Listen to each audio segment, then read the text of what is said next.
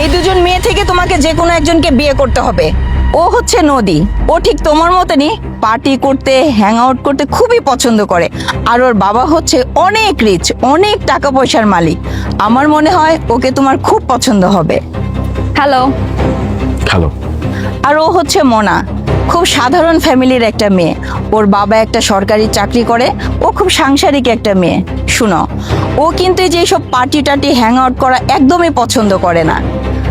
ও খুব গরিব মানুষের পাশে থাকে, অসহায় মানুষের পাশে থাকে, আর ময়মুরব্বীদের খুব সেবা যত্ন করতে পছন্দ করে। খুবই সাংসারিক একটা মেয়ে। আসসালামু আলাইকুম। ওয়ালাইকুম আসসালাম। শুনো বাবা, তোমার বাবা আমাকে পাগল করে ফেলতেছে। এবার অন্তত আলিফকে বিয়ে দাও এবং সুন্দর একটা মেয়ে তার জন্য খুঁজে আনো। এই দুটা মেয়েকে তোমার বাবাই পাঠিয়েছে। শুনো, এবার তুমি বলো কোন মেয়েটাকে তুমি পছন্দ করবে, তুমি নিজে ডিসাইড করো। আর অন্তত আমাকে এখান থেকে মুক্ত করো বাবা। ঠিক আছে মা, তুমি তাহলে এখন যাও, আমি একটু ওনাদের সাথে কথা বলবো। আচ্ছা ঠিক আছে, তাহলে তুমি ওদের সাথে কথা বলো, আমি আসছি। বাই দ্য ওয়ে, আপনাদের দুজনকেই আমার বাবা পছন্দ করে এখানে পাঠিয়েছে, কিন্তু আমি তো দুজনকে বিয়ে করতে পারবো না, যে কোনো একজনকে বিয়ে করতে হবে। দ্যাটস ওয়াই আপনাদের সাথে আমার কিছু কথা আছে, তবে পার্সোনাল। আপনাদের কোনো প্রবলেম নাই তো? ওকে ঠিক আছে, আমার কোনো প্রবলেম নেই। আপনার? না না, আমারও কোনো সমস্যা নেই। Great. তাহলে চলুন আপনার সাথে কথা বলে আসছি। চলুন। আপনার কি বলার আছে প্লিজ একটু আর্লি শেষ করুন, কারণ আমার একটা পার্টি অ্যাটেন্ড করতে হবে। আমি বুঝতে পারছি আপনি বেশ ব্যস্ত মানুষ, বেশি সময় নিব না। বাই দ্য ওয়ে, অ্যাকচুয়ালি আমি আপনাকে যেটা বলতে চাচ্ছিলাম সেটা হচ্ছে এই বিয়েটা আমি আসলে করতে চাচ্ছি না। হোয়াট? কি বলতেছেন এসব? আপনি বিয়ে করতে পারবেন না মানে তাহলে আমাকে এখানে কেন ডেকে আনা হয়েছে? আপনাকে না আমি বললাম আমার টাইমের অনেক বেশি ইম্পর্টেন্ট আছে, আমার পার্টিতে যেতে হয়, ক্লাবে যেতে হয়, আমাকে কেন শুধু শুধু এখানে নিয়ে আসা হয়েছে? আপনার রাগ করাটা জায়েজ, তবে এখানে ছোট্ট একটা বিষয় আছে। দেখেন, আমি এমন একটা ছেলে যে কিনা ওই টিপিক্যাল ছেলেদের মতো চলাফেরা করে না। আমার ক্লাবিং ভালো লাগে, আমি পার্টি করতে পছন্দ করি, আমি বন্ধুদের সাথে লেট নাইট হ্যাং আউট করি। এটাই হচ্ছে আমার জীবন, আমি এইভাবেই চলি। কিন্তু এই সব কিছুর জন্য তো আমার টাকার দরকার। এই টাকাটা আমার বাবা ছাড়া আমাকে আর কেউ দিতে পারবে না। আপনি খুব ভালো করে জানেন যে আমার বাবার অঢেল সম্পদ, যা কিনা আমার 14 পুরুষও খেয়ে শেষ করতে পারবে না। এখন এতগুলো সম্পত্তির একমাত্র উত্তরাধিকার আমি। এই টাকাগুলো, এই সম্পত্তিগুলো, এই সব কিছু ভোগ করার জন্য আমার বাবা আমাকে একটা শর্ত দিয়ে দিয়েছে। এখন তার শর্ত হচ্ছে এইটা, আমি যদি বিয়ে না করি তাহলে আমি তার সম্পত্তির এক ছিটে ফোঁটা পাবো। বাবার এত সম্পত্তি, এই সম্পত্তিগুলো যদি তার সন্তান না ভোগ করতে পারে তাহলে কিভাবে হবে? দ্যাটস ওয়াই আমি চিন্তা করছি, ঠিক আছে বাবা যেহেতু বলছে আমার বিয়ে করতে হবে, এখন এই বিয়েটা সত্যি করলাম নাকি মিথ্যা করলাম সেটা তো বাবা দেখতে যাচ্ছে না, কিন্তু বিয়েটা করা ইম্পর্টেন্ট। দ্যাটস ওয়াই আমার কাছে ছোট্ট একটা প্ল্যান আছে। প্ল্যানটা হচ্ছে আমি আপনাকে বিয়ে করব, তবে সেটা সত্যিকারের বিয়ে নয়, নাটকীয় বিয়ে। আপনার প্রতি না আমার কোনো লয়্যালটি থাকবে, না আমার প্রতি আপনার কোনো লয়্যালটি থাকবে। আমি চাইও না, আমি শুধু চাই বিয়েটা করে বাবাকে এইটা দেখাইতে যে আমি বিয়ে করছি, দ্যাটস ইট। এরপরে 2 মাসের মধ্যে যখন সমস্ত কাগজপত্র আমাকে হ্যান্ড ওভার করে দিবে, দেন আপনার রাস্তায় আপনি, আমার রাস্তায় আমি, কোনো সমস্যা নাই। আর এই সব কিছুর জন্য, মানে এই নাটকের জন্য আমি অবশ্যই আপনাকে কিছু না কিছু দিব। আচ্ছা, বিয়ের নাটক করতে হবে তাই তো? তাহলে এখানে আমার বেনিফিটস কি? বেনিফিটস ওই যে বললাম, এই নাটকের জন্য আমি আপনাকে অবশ্যই কিছু না কিছু দিব। আপনাকে আমি প্রতিদিন 1 লক্ষ টাকা করে দিব। দ্যাট মিনস বিয়ের পরে যে 2 মাস আপনি আমার সাথে থাকবেন, 2 মাসে 60 লক্ষ টাকা। যেই মেয়েটা প্রতি মাসে 70,000 টাকা স্যালারি পায়, সেই মেয়েটার জন্য প্রতিদিন 1 লক্ষ টাকা, it's a big deal. Per day 1 lakh? Great, আমি আপনার ডিলটা অ্যাকসেপ্ট করলাম। Nice, thank you very much. আপনার কাছ থেকে আমি এটাই আশা করেছিলাম। আপনাকে দেখেই বোঝা যায় আপনি বেশ ইন্টেলিজেন্ট। যাই হোক, থ্যাংক ইউ ভেরি মাচ। আচ্ছা, আপনি তো তাহলে আমার সাথে ডিলটা ফাইনাল করে ফেললেন, তাহলে আপনি ওই যে ওই মেয়েটা, যে মেয়েটা গাইয়া ধরনের, ওকে কি বলবেন? ওকে নিয়ে চিন্তা করছেন, কোনো সমস্যা নাই। এমনিতেই সাধারণ মেয়ে, বলে দিব যে আমার কোনো সাধারণ মেয়ে পছন্দ না, বা হোয়াট এভার কিছু একটা বলে দিব। ওকে, ঠিক আছে তাহলে।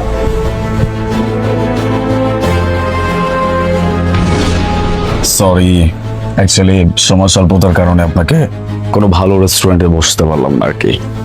ইটস ওকে, কথা বলার জন্য সুন্দর একটা জায়গা হলেই হয়, দামি কোনো রেস্টুরেন্টের প্রয়োজন নাই। আর এমনি তো এই জায়গাটা কিন্তু বেশ সুন্দর। নাইস থট, বাট আমার একটু ভালো কোনো জায়গায় বসতে ভালো লাগে। বাই দ্য ওয়ে, যে কথা বলছিলাম, দেখুন আমার না এই বিয়ে টিয়ের উপরে কোনো ইন্টারেস্ট নাই, আমি বিয়ে করতে চাই না। কি বললেন আপনি? আপনি বিয়ে করবেন না? তাহলে এই কথা আপনি আপনার বাবাকে কেন বলেন নাই? আপনার বাবা কেন শুধু শুধু তাহলে আপনার জন্য মেয়ে খুঁজছে, আর আপনি কেনই বা আমার সঙ্গে এখানে কথা বলতে আসছেন? দেখুন, মানেটা খুব সহজ। আমার বাবার অঢেল সম্পদ, অনেক টাকা পয়সা, বাড়ি গাড়ি সব কিছু।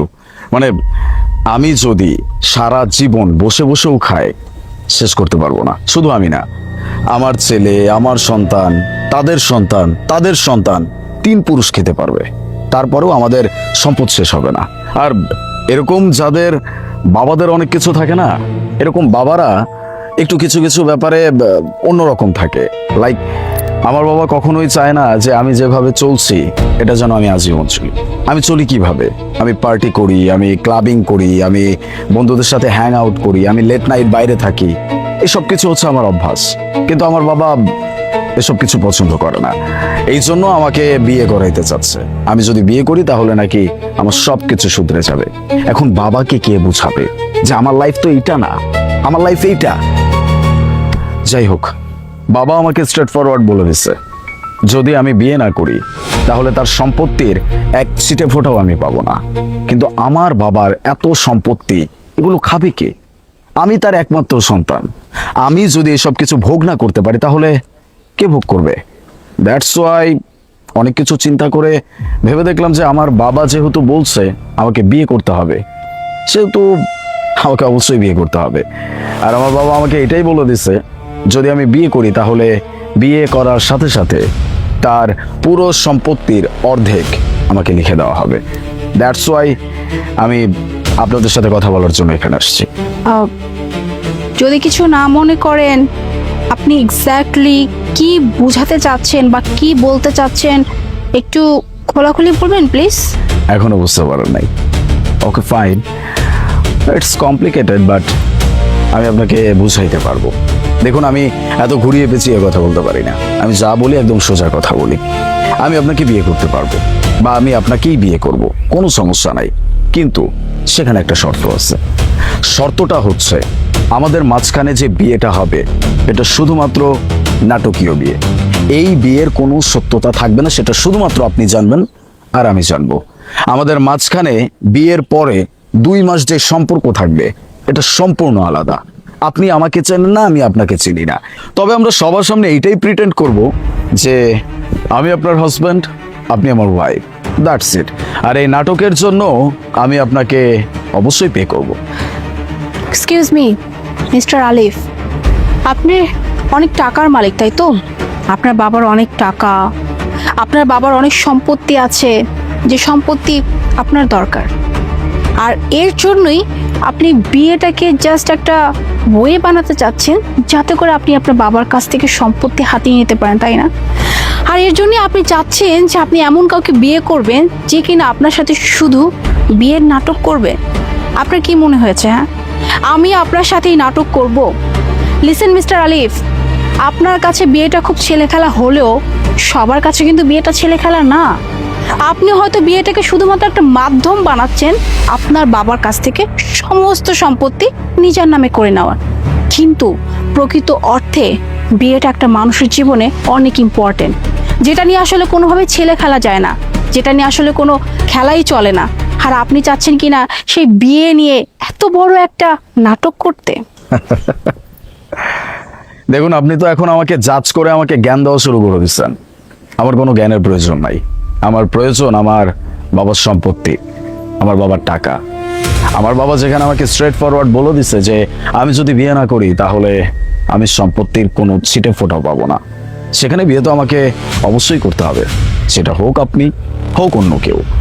তবে আমি যে আপনাকে বলেছি যে আমি আপনাকে পে করব, এটার জন্য কিন্তু আমি ছোট কোনো অ্যামাউন্ট ধরে নেই।